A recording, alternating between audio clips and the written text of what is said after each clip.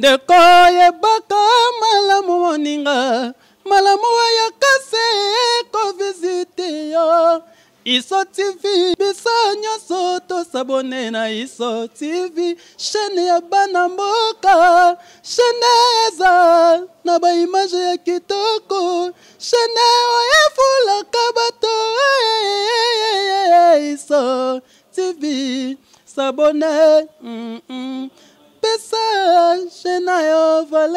Mesdames et messieurs, bienvenue dans ce nouveau numéro de votre magazine Les Ténors de la Société sur Iso TV News et ICA Télévision. Spécialement, ce nouveau numéro vous est proposé à l'occasion du mois de la femme. Vous savez bien que nous sommes pendant le mois de mars, ce mois qui est dédié à la femme, le mois pendant lequel le monde entier célèbre la femme.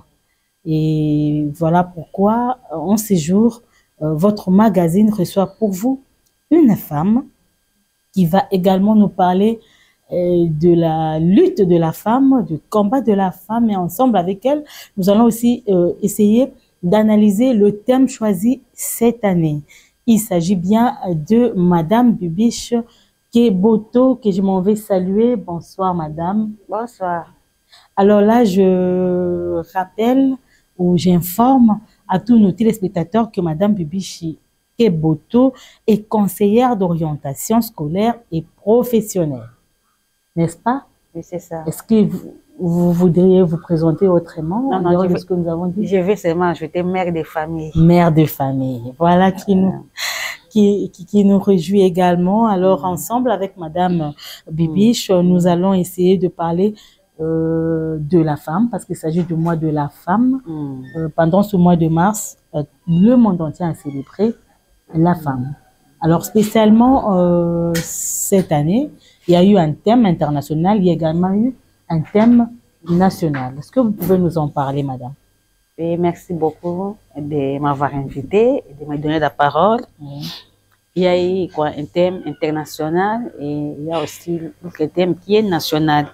Donc, je vais d'abord commencer par un thème national qui dit ceci: accroître les ressources nécessaires en faveur des femmes et des filles dans la paix pour un Congo paritaire. Donc, accroître les ressources nécessaires en faveur de femmes. Alors, vous êtes également une femme? Si. Une femme leader? Parce que ce magazine a pour objectif parfois de recevoir aussi les femmes qui sont ou des leaders d'opinion générale. Et pendant ce mois, nous avons choisi une femme qui est également leader d'opinion, parce que lorsqu'on parle d'une conseillère d'orientation scolaire et professionnelle, donc comprenez par là qu'il y a de la matière.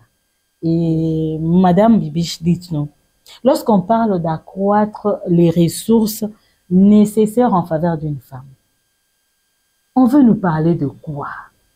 Qu'est-ce qu'on veut accroître? Accroître les ressources nécessaires. Pourquoi d'abord accroître? Parce que ce que la femme utilise comme ressource n'est pas suffisant. N'est pas suffisant. Donc on doit accroître ces ressources-là. Il y a plusieurs ressources. Il y a les ressources matérielles, qu'on appelle équipement, et il y a les ressources financières. Et il y a aussi quoi, des ressources qu'on appelle quoi. Donc je veux dire par rapport à la compétence dans la formation. Par la formation. Donc ça entre dans les ressources que la femme, donc on doit accroître pour que la femme devienne autonome. Ok. Oui, c'est ça. Donc lorsqu'on parle d'accroître les ressources, on voit il y a des formations professionnelles, il y a l'équipement, oui. Il y a les finances. Le finance. Question de pouvoir suffisamment outiller la femme pour qu'elle devienne autonome. Alors comment le faire? Ce n'est pas facile. Les femmes sont éparpillées un peu partout, certaines à l'église, certaines au travail, certaines à la maison. Comment le faire? Est-ce possible de le faire? Premièrement, moi, je vais parler des femmes qui sont dans des organisations. Il y a des femmes qui sont dans les institutions, là où ils sont encadrés, n'est-ce pas? Et ces femmes-là reçoivent des formations, par-ci, par-là, un peu d'encadrement. Il y a aussi les femmes qui sont indépendantes, donc qui ne reçoivent rien comme formation. Et il y a aussi des femmes qui sont dans les services de l'État, dans les institutions étatiques. Toutes ces femmes-là ont toujours besoin de la formation pour bien travailler. Alors, premièrement, on doit donner à la femme la formation. Quand elle a la formation, la femme est outillée pour bien faire ce qu'elle doit faire pour qu'elle soit vraiment autonome. Si elle n'est pas bien outillée, donc elle fait on appelle ça par essai et erreur. Tu vois? Donc elle essaie, elle recommence, elle tâtonne, mais néanmoins, si elle est formée, elle peut savoir là où elle peut mettre les pieds pour éviter qu'elle puisse retomber toujours dans les mêmes problèmes, dans les mêmes difficultés. Est-ce que, en parlant de cette série de formations, j'aimerais un peu qu'on descende un peu plus bas, parce que dans toutes les catégories citées des femmes, il y a également des mamans, il y a Zando, des femmes qui vendent, qui font le petit commerce, il y a des mamans maraîchères et tout. Est-ce que dans cette série de formations, on peut aussi apprendre aux femmes comment calculer leurs bénéfices, comment faire, parce que parfois quand on parle de ressources, vous voyez, il y a ces femmes qui peuvent fuir et se dire non, non, au niveau Nangati, apparemment, on veut cibler que des femmes qui s'y connaissent. Mais si on peut essayer de redescendre un tout petit peu, pour voir par exemple le cas de ces femmes-là qui vendent, même dans nos marchés ou dans nos rues, par exemple, comment renforcer leur capacité?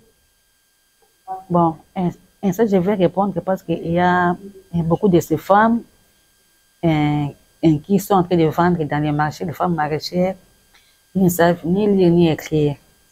Même dans ces catégories-là, il y a ces femmes-là. Donc, ils doivent d'abord être alphabétisés. Là, je vais parler d'alphabétisation fonctionnelle. Donc, elle sera formée par rapport à son métier. Et la femme qui fait quoi, qui cultive les légumes, doit être formée par rapport à ce qu'elle fait.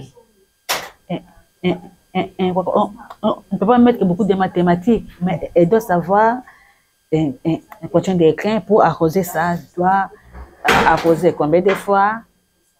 Je vais mettre quelle fumée pour que ça puisse bien donner. Pour que ça puisse bien donner. Et je vais récolter combien, tout ça, ainsi de suite.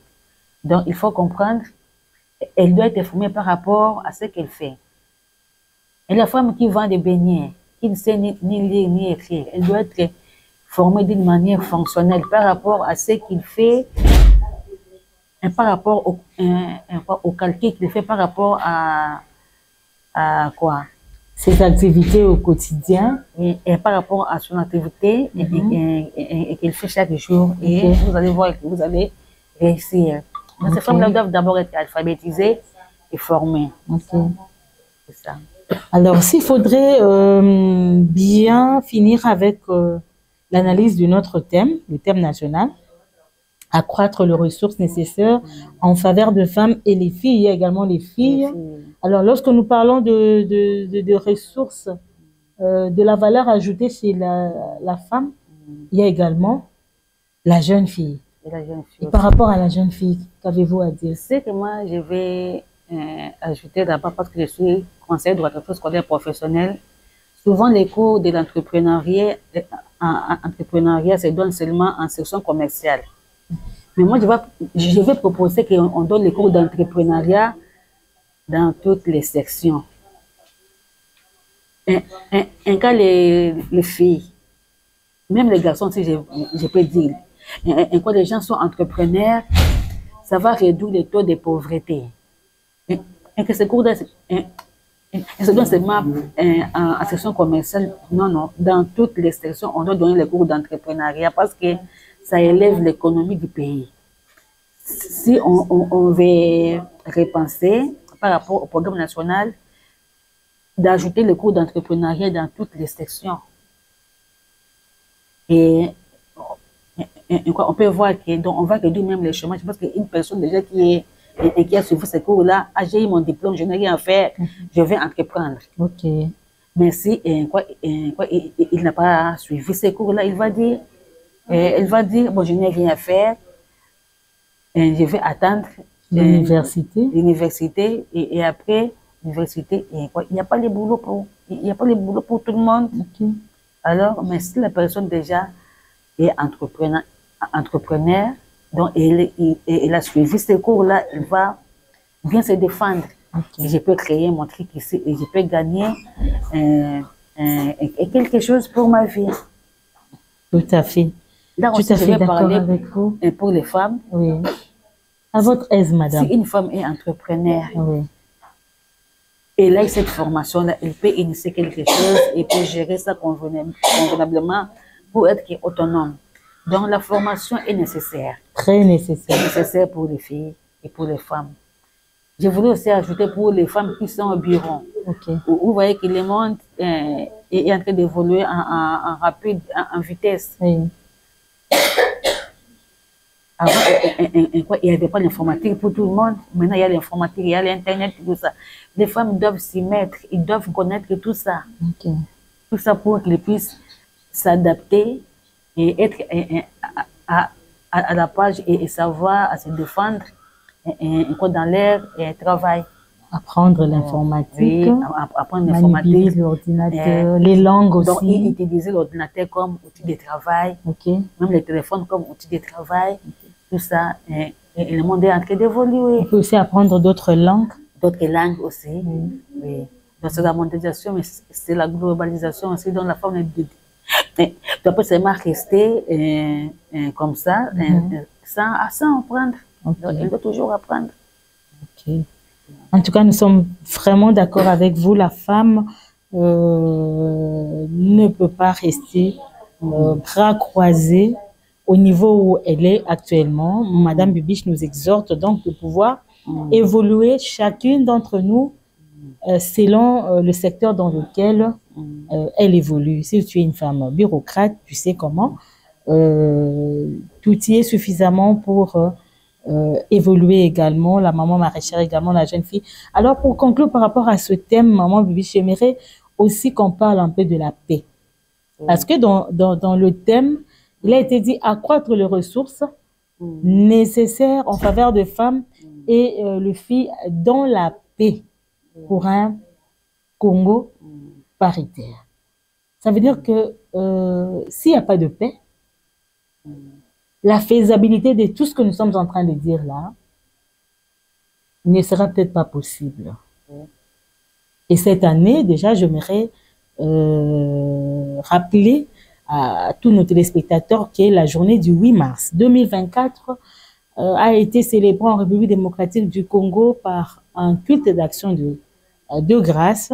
C'était en cathédrale du Centenaire et toutes les femmes étaient en noir, comme maman Viviche. Comme maman Viviche, bien sûr. Ça veut dire que la paix, c'est également un élément très capital dans tout ce que nous sommes en train de dire.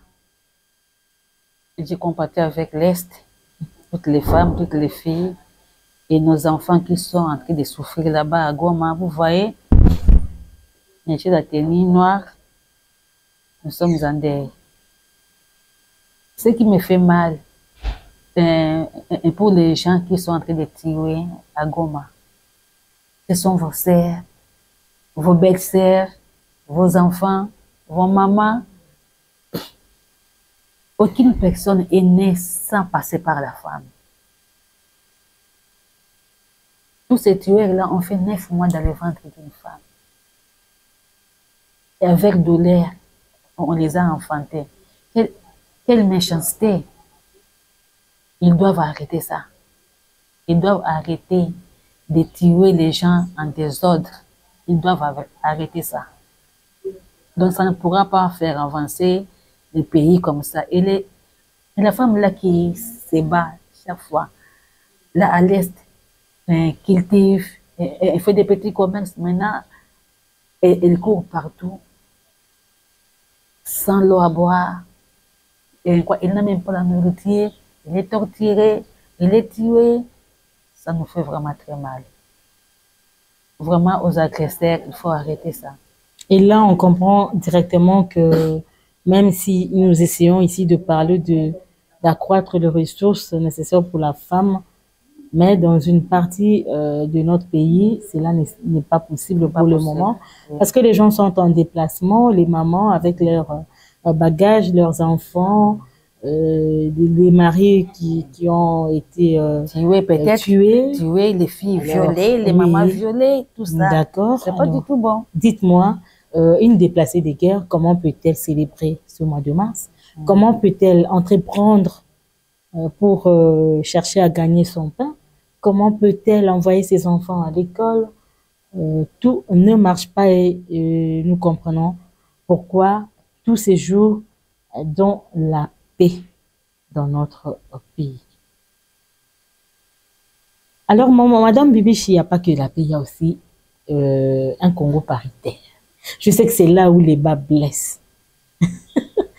Quand on parle de l'égalité des chances, on a souvent tendance à voir plus la désobéissance de la femme envers l'homme. Est-ce vrai? Quelle est votre lecture de fait? Bon, en fait, pour ce sujet, moi, je n'aime pas beaucoup parler de ça, mais je veux seulement faire raisonner un peu seulement. D'accord. L'homme est le chef de la femme, n'est-ce pas? Selon la Bible. Dit la Bible. Okay. L'homme est le chef de la femme. Comme Christ est le chef de l'Église qui s'est livré, n'est-ce pas? Qui s'est donné, donc qui s'est sacrifié pour mourir, souffrir, pour que son épouse puisse vivre en abondance, puisse vivre dans la paix. Mais ce qui se passe, c'est quoi? Comme l'homme est le chef, c'est que l'homme est leader. Donc c'est lui qui entraîne tout le monde parce que lui, il est leader. Et nous sommes après lui. Après lui. Mais s'il y a un homme qui est démissionnaire, c'est qu'il n'est plus leader. Là, on dit même quoi? Il n'y a jamais eu des mauvaises troupes, mais des mauvais chefs, n'est-ce pas? Il n'y a que des mauvais chefs. Donc, tout ce qui se passe, si l'homme a perdu son leadership, donc c'est la femme maintenant qui commence à subir tout. Vous voyez? Et si l'homme n'est pas leader et la femme n'est pas soumise. Vous voyez? Et là, on va dire que oh, cette femme, la femme est impolie, la femme, tout ça. L'homme n'a pas assumé ses responsabilités parce que les chefs qui payent les salaires, n'est-ce pas? D'accord. C'est les chefs qui payent l'allocation familiale. Okay. C'est les chefs qui doivent donner quoi, l'allocation. Okay. Parce que c'est lui le chef. La famille, comme étant comme une entreprise, c'est l'homme qui est leader, n'est-ce pas? Et la femme est subalterne. Un peu comme premier ministre. Et l'homme est le président. Même pas premier, subalterne. Subalterne. Oui, la femme est subalterne. Okay. L'homme est leader. Son adjoint. Pas même adjoint. L'homme est subalterne parce que l'homme est le chef de la famille. Et leader, c'est lui le leader. Okay. Il doit s'assumer. Donc, il doit assumer sa leadership. L'homme, okay. Vous voyez? Il doit prendre soin de la famille. Si l'homme démissionne, l'homme laisse tout à la femme. Si la femme se bat, il y a un enfant qui a excellé, c'est la fierté de l'homme. Vous voyez? Si un enfant a échoué, c'est la honte de la mère, de la maman. Vous voyez? C'est pas comme ça que ça doit se passer, c'est pas comme ça. Alors, paritaire, là, je vais dire, c'est l'égalité des chances. Dans la famille, là, nous sommes dans le milieu professionnel aussi.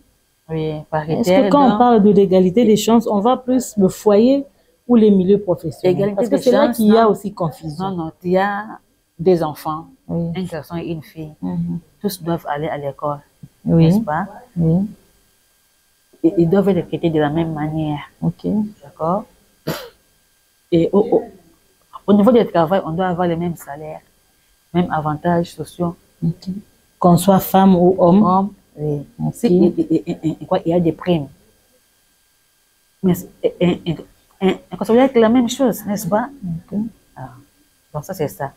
Si je peux faire soigner mon mari et là où je travaille, c'est mieux. Vous voyez? Ah, Mes ça, enfants. Ça a toujours posé un Et mes problème. enfants. La femme a toujours bénéficié des soins médicaux de son mari. Mais l'homme, non.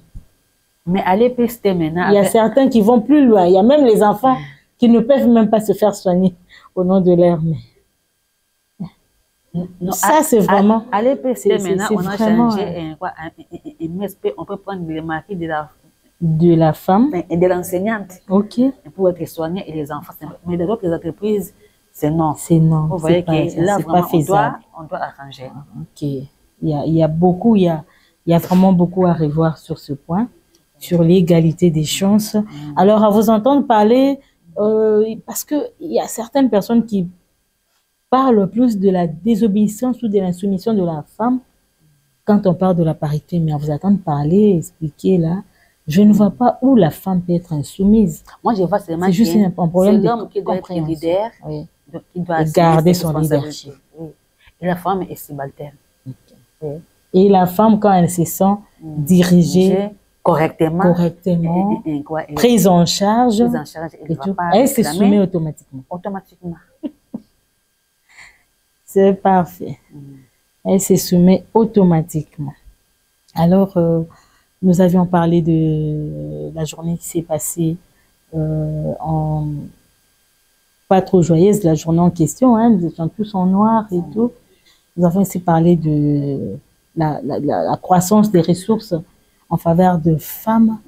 Et alors, pour chuter par rapport à ce numéro, spécialement dédié la journée du 8 mars et du thème choisi, est-ce que vous avez un message à lancer à toutes les femmes qui nous suivent, les jeunes filles également, parce qu'elles sont concernées? Bon, là, je vais épingler ce qu'on a dit à la journée au niveau international. Okay. On a dit ceci: investir en faveur des femmes, accélérer les rythmes, met en lumière l'importance de l'égalité, genre, et de l'autonomisation des femmes et des filles et de leur droit à une vie plus saine. Pourquoi on doit accélérer? Pourquoi on doit investir et accélérer? La femme d'elle-même elle se débrouille déjà. Mais ce qu'elle gagne, ce n'est pas suffisant. De plus en plus, la vie devient difficile par rapport même à notre monnaie ici en RDC. Donc, c'est que la femme elle peut gagner, elle peut se débrouiller pour la nourriture peut-être, pour les habits des enfants, tout ainsi de suite. Ce n'est pas suffisant. Mais, les soins médicaux, c'est un problème. Payer les loyers, c'est aussi un problème. Donc, on doit accélérer ce processus-là pour qu'on puisse vraiment soutenir les femmes dans leur activité, pour réduire aussi le niveau de souffrance et de la pauvreté et du chômage. Ça, c'est vraiment bien dit. Mesdames et messieurs, c'est par cette belle pensée, cette analyse de Madame Bibiche Keboto que nous bouclons complètement ce nouveau numéro de votre magazine, Les Ténors de la Société. Nous rappelons que Madame Bibiche est conseillère d'orientation scolaire et professionnelle. Elle est également mère de famille. Alors, restez branchés sur nos chaînes ISOTV News, IKTV. Nous serons toujours là pour vous servir.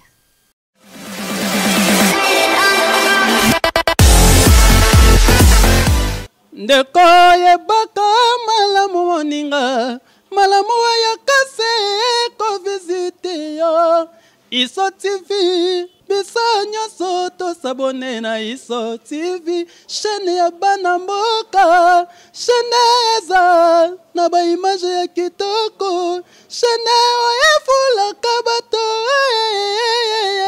Iso TV sabone